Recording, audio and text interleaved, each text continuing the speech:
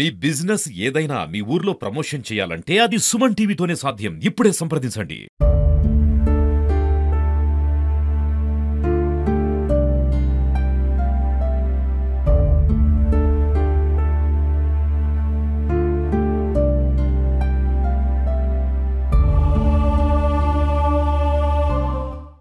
So Adloor ఎల్లారెడ్డికి సంబంధించిన పెద్ద చెరువుకి సంబంధించిన సమీపంలోనే ఉన్నాము. ఇక్కడ మీకు వెనుక కనిపిస్తున్న వే ఏదైతే ఉందో అక్కడ ఒక ఆటో కనిపిస్తుందండి.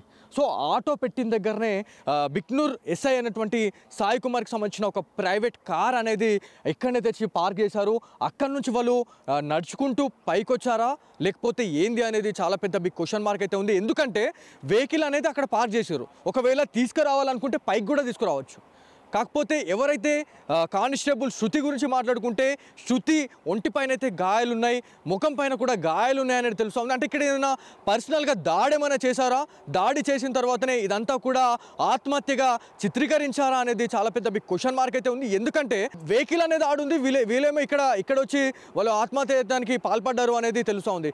దీంట్లో నిఖిల్ అనే వ్యక్తి అసలు ఏం చేసిండు అసలు అంటే వాళ్ళిద్దరికి ఏమన్నా క్లాషెస్ వచ్చి ఉండొచ్చు. కాకపోతే నిఖిల్ అసలు ఏం చేశాడు, నిఖిల్ చనిపోవడానికి గల కారణం ఏంది అంటే శృతిని ఎవరైతే మనకి ఎస్ఐ సాయి కుమార్ అదేవిధంగా నిఖిల్ ఇద్దరు కలిసేసి వాళ్ళు చంపేశారా లేకపోతే చంపేసి డెడ్ బాడీ పడేసిన తర్వాత ఎస్ఐ సాయి కుమార్ వాళ్ళిద్దరికి మధ్య మళ్ళీ ఏమైనా పోట్లాటలు ఏమైనా జరిగినాయా అనేది కూడా చాలా పెద్ద బిగ్ క్వశ్చన్ మార్క్ అయితే ఉంది. ఎందుకంటే ఇక్కడ స్థానికులు కొంతమంది ముందుకొచ్చి చెప్పట్లేదు, కాకపోతే వాళ్ళు వెనకైతే అదే మాట్లాడుతూ ఉన్నారు. వాళ్ళు వీళ్ళు ఏమైనా దాడి చేసుకున్న తర్వాతనే ఒకళ్ళెనుకొకళ్ళు వాళ్ళు ఆత్మహత్య చేసుకొని చనిపోయారు అని చెప్పేసి మనకు ఒక ప్రాథమిక సమాచారం అయితే వస్తుంది. ఇది ప్రధాన రహదారికి పక్కనే ఉంది చెరువు ఇది. సో ప్రధాన రహదారికి పక్కనే ఉన్న ఈ ఏరియాకి వచ్చి ఆ కార్ అక్కడ పెట్టడము, నిన్న దాదాపు బుధవారం 3 గంటల సమయం నుంచి ఎస్ఐ గారి ఫోన్ అనేది స్విచ్ ఆఫ్ అయింది. సో ఫోన్ స్విచ్ ఆఫ్ అయిన తర్వాత శృతికి సంబంధించిన ఫోన్ కూడా సేమ్ ఇట్లానే స్విచ్ ఆఫ్ కావడము, ఏదైతే నిఖిల్కి సంబంధించిన ఫోన్ కూడా స్విచ్ ఆఫ్ కావడం, అంటే ముగ్గురు ఒకటేసారి స్విచ్ ఆఫ్ కావడం ఏంది అని చెప్పేసి ఒక్కసారిగా ఫోన్ అయితే ట్రాక్ చేశారు. ట్రాక్ చేసిన తర్వాత కామారెడ్డికి అతి సమీపంలో ఉన్నటువంటి అడ్లూర్ ఎల్లారెడ్డికి సంబంధించిన పెద్ద చెరువు దగ్గర వాళ్ళ సెల్ ఫోన్ సిగ్నల్స్ అనేటివి ఇక్కడ కనిపించిన తర్వాతనే ఏదైతే కామారెడ్డి ఎస్పీ అయినటువంటి సింధు శర్మ రంగంలో దిగి అసలు ఏం జరిగింది వీళ్ళ మధ్యలో అసలు ఏం జరిగింది అనే దానిపైన అయితే ఒక ప్రాథమిక విచారణ అయితే చేపట్టండి అని చెప్పేసి వాళ్ళు చెప్తా ఉన్నారు. కాకపోతే సెల్ ఫోన్ సిగ్నల్ ఆధారంగానైతే వాళ్ళు ఈ లొకేషన్ అయితే ట్రేస్ చేశారు అనేది తెలుస్తూ ఉంది.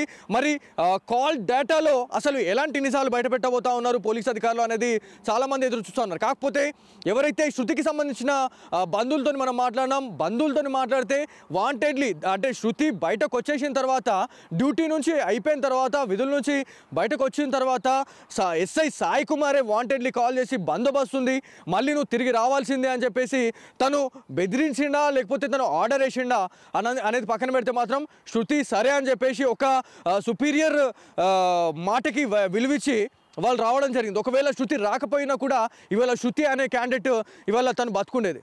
సో ఇవాళ రావడమే ఇవాళ తనే ప్రాణాలు తీసుకున్నట్టుగా అయిపోయింది అన్నట్టుగా మనకు తెలుస్తూ ఉంది. సో ఎందుకంటే ఈ ఇన్సిడెంట్ చూసిన తర్వాత పోలీస్ అధికారులు మొత్తం మనకి ఎక్కడైతే దాదాపు సదాశివనగర్ పిఎస్ లిమిట్ నుంచి దాదాపు కామారెడ్డి వరకు కూడా ఇవాళ ఒక హై డ్రామా అనేది ఇక్కడ మనకు కనిపిస్తూ ఉంది. పోలీస్ వెహికల్ అనేది చాలా తొందరగా వాళ్ళు తీసుకొని వెళ్ళిపోయినారు అనేది మనకు ఒక ఇన్ఫర్మేషన్ అయితే ఉంది. ఆ వెహికల్ని మరి తీసుకుపోయి మరి పోలీస్ స్టేషన్లో పెట్టారా లేకపోతే ఎక్కడికి ఆ వెహికల్ తరలించారు అనేది చాలా మంది అయితే ఇవాళ ఎదురు చూస్తూ ఉన్నారు. మరి ఒక్కసారి మనం వెళ్దాం, ఎందుకంటే ఇప్పుడు నెక్స్ట్ ఏదైతే ఉందో నెక్స్ట్ స్టెప్ మనం ఇక్కడ నుంచి వెళ్ళేది కామారెడ్డి మార్చురికి అయితే వెళ్ళాలి. అక్కడ బంధువులందరూ ఉన్నారు, కుటుంబీకులందరూ ఉన్నారు.